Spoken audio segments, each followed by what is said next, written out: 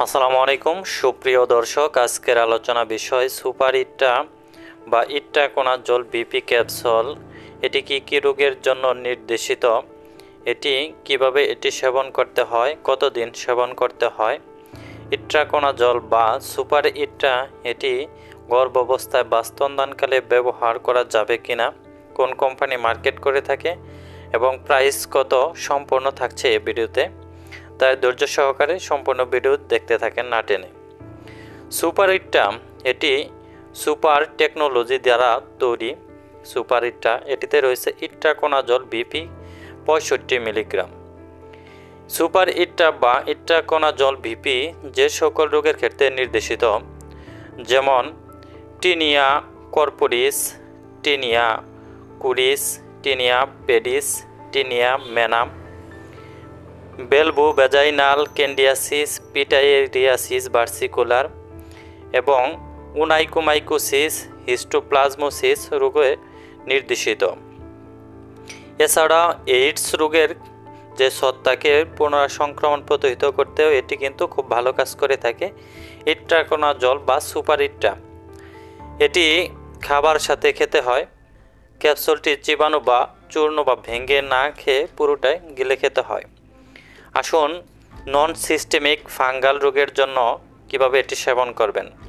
যেমন tinea corporis, tinea ক্রুরিসের ক্ষেত্রে super ইট্টা বা ইট্টাকোনা জল 65 মিলিগ্রাম ক্যাপসুল দিনে একবার করে 15 দিন অথবা 2 বার করে 7 দিন সেবন করতে হবে।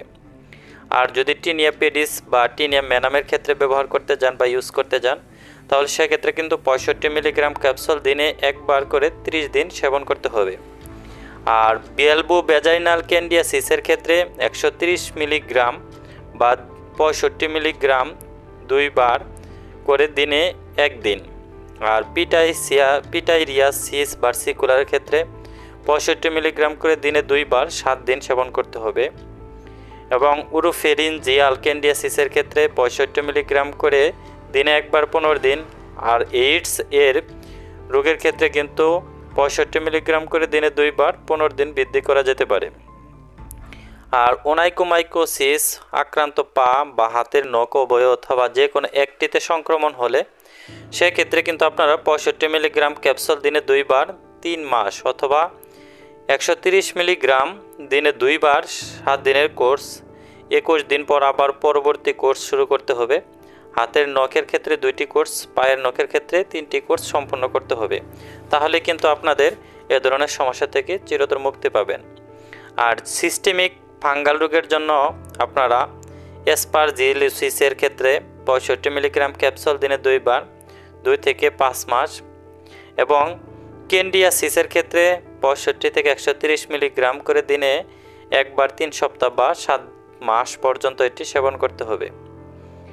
এবং এইডস এর ধারাবাহিকতার চিকিৎসার ক্ষেত্রে 65 মিলিগ্রাম করে দিনে 2 বার রোগ প্রতিরোধ ক্ষমতা স্বাভাবিক অবস্থা না হওয়া পর্যন্ত এটি সেবন করতে হবে কিন্তু। আর হিস্টোপ্লাজমোসিসের ক্ষেত্রে 65 মিলিগ্রাম করে দিনে 2 বার 8 মাস সেবন করতে হবে। আর নন মেনিনজিয়াল ক্রিপ্টোকসিসের ক্ষেত্রে 65 মিলিগ্রাম করে দিনে 2 বার 10 সপ্তাহ পর্যন্ত সেবন করতে হবে। এখন আমরা জানব সুপার ইট্টা বা ইট্টাকোনা জল বিপি গর্ভাবস্থায় বা স্তন্যদানকালে সেবন করা যাবে কিনা। গর্ভাবস্থায় বা স্তন্যদানকালে ইট্টাকোনা জল সম্পূর্ণভাবে নিষিদ্ধ।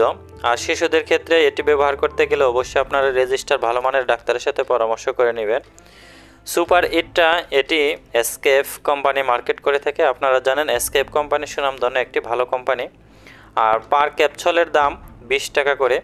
এক বক্সে থাকে 20টি ক্যাপসুল, যার মূল্য হলো 400 টাকা। আর যে কোনো ওষুধ শিশুদের নাগালের বাইরে রাখবেন। যে কোনো ওষুধ ক্রয় করার আগে এক্সপায়ার ডেট এবং উৎপাদন ডেট দেখে কেনার চেষ্টা করবেন। ধন্যবাদ এতক্ষণ সাথে থাকার জন্য। আপনি যদি আমার চ্যানেলে নতুন হন, চ্যানেলটিকে সাবস্ক্রাইব করে রাখতে পারেন এবং যদি পুরাতন হয়ে থাকেন বা চ্যানেলটিকে সাবস্ক্রাইব করে আগে যদি থাকেন তাহলে আপনাকে অসংখ্য ধন্যবাদ। দেখা হবে কোনো এক নতুন ভিডিও বা কোনো ওষুধ সম্পর্কে প্রাথমিক ধারণা নিয়ে। এ পর্যন্ত ভালো থাকেন, সুস্থ থাকেন। আসসালামু আলাইকুম।